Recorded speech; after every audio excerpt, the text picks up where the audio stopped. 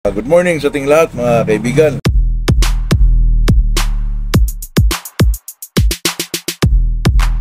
Dito na naman tayo sa ating usapang magmamano po. Ito'y talagang enjoyment lang at saka tungkol lang sa manok talaga mga kaibigan.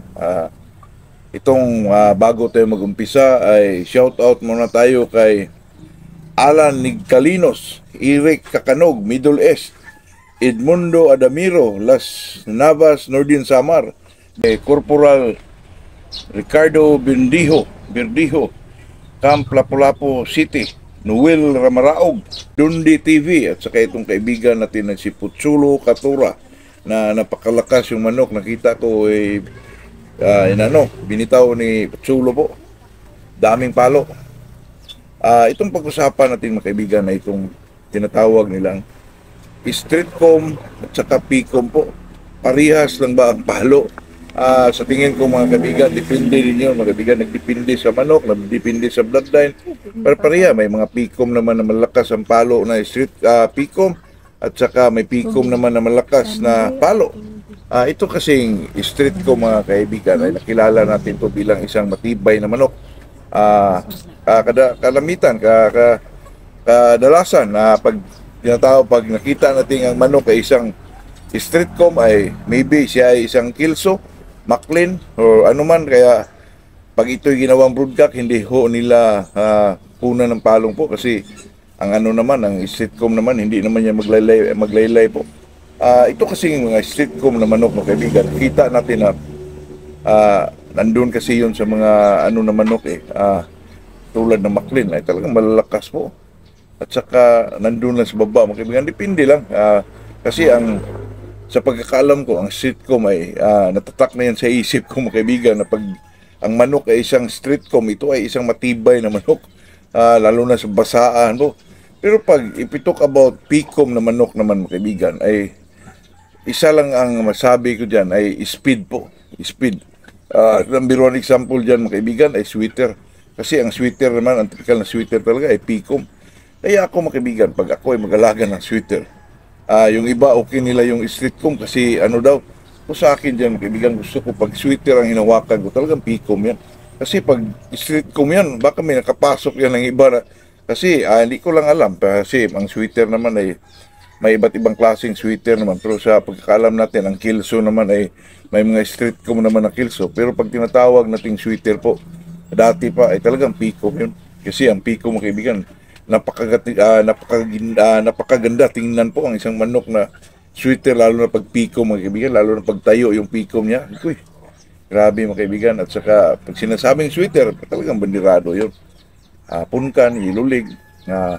Yan lang naman mga kaibigan kasi itong Streetcom at saka PCOM po. Pag sinasabing Streetcom, matibay yun. Pag sinasabing Streetcom, matibay yun. Pag sinasabing PCOM, mabilis mga kaibigan, speed.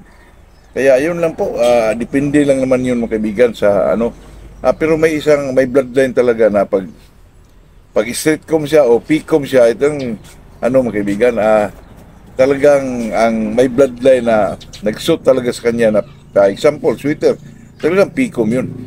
Pangit naman mga kaibigan na ang sweater ay magka-Streetcom po. Katulad nung nakita ko sa mga raid mga kaibigan, may mga golden boy silang Streetcom mga kaibigan, pero bihira lang yun, nagtapon lang yun ng Streetcom, baka di ko lang alam kung bakit. Pero pag sweater mga kaibigan ay talagang PCOM po. Itong katulad ng White Kelso, ang White Kelso mga kaibigan, sa tingin ko pangit tingnan pag Streetcom pero pag PCOM mga kaibigan, nako. At saka ang napakaganda sa PCOM mga kaibigan, kung ikaw ay magpasong ng isang manok, hindi ho madugo di katulad ng Streetcom mga kaibigan kasi malalaking palong yun Kaya yun ang pero sa akin mga kaibigan, mas prepare po akong PCOM na manok po. Kasi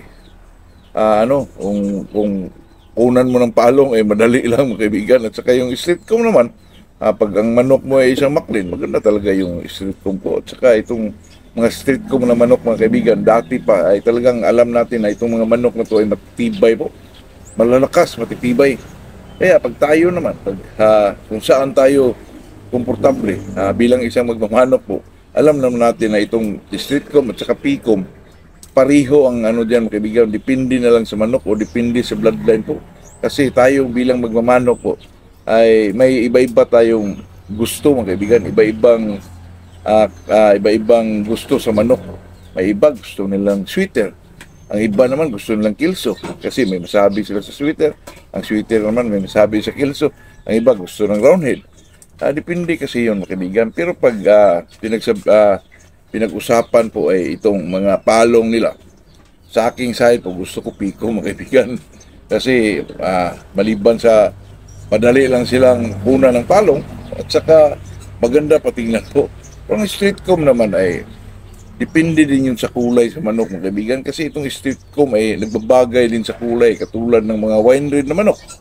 Ako, mga kaibigan, napakaganda po pag street comb. Katulad ng mga tornado hats na street comb. Magaganda tingnan po. Pero sa akin dyan, mga kaibigan, na street comb o picom, basta magagaling.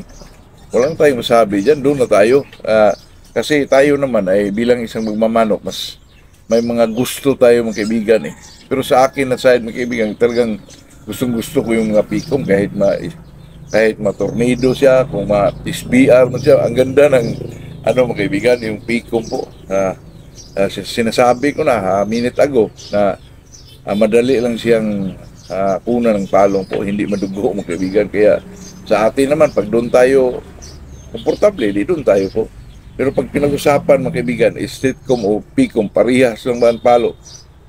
Pare-pareho lang yan, mga kaibigan. Depende na lang siguro sa bloodline kasi sabi said na itong picom, speed yun, mga kaibigan. Ito namang streetcom, sa pagkakalam natin ay matibay na manok at saka kung pumalo, bulto din. Kaya depende na lang sa atin yun, mga kaibigan. Kung sa ako lang ang pare-pareho lang yun. Basta makita natin isang manok ay magaling, doon tayo po. Wala naman tayong pinapanigan dyan, mga kaibigan. Sa atin po, basta magaling, doon tayo. Kasi ito namang magmamanok tayo, mga kaibigan, ay talagang gusto nating alamin kung ano ba talaga ang mga manok na dapat manalo po. Pero hindi talaga natin yan mga kaibigan, hindi natin na masabi na itong manok na to ay manalo, mapiko man, mo street comb. Pero pag nandun ka sa level na magaling ka magkondisyon, magaling kang magtari, magaling kang tumingin sa pormahan na isang manok, baka may 80% kang panalo palagi, mga kaibigan. Kaya yun lang po, ito'y usapang magmamanok lang.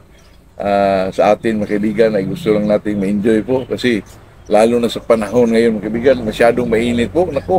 Grabe, umuulan tapos mainit na naman. Kaya po kanina, mga kaibigan, ang tagal kong natapos sa pagkain, paghilinis. Kasi ako lang ang isa, mga kaibigan, naisipan ko nga kumuha ng isang medyo kasama natin para hindi na ako mahirapan, mga kaibigan, kasi ang tagal po, manuhan ka, mabutan ka na 9 o'clock, mga kaibigan, kapag linis lang ng mga paso po, kasi hindi pwedeng, hindi natin linisin po araw-araw.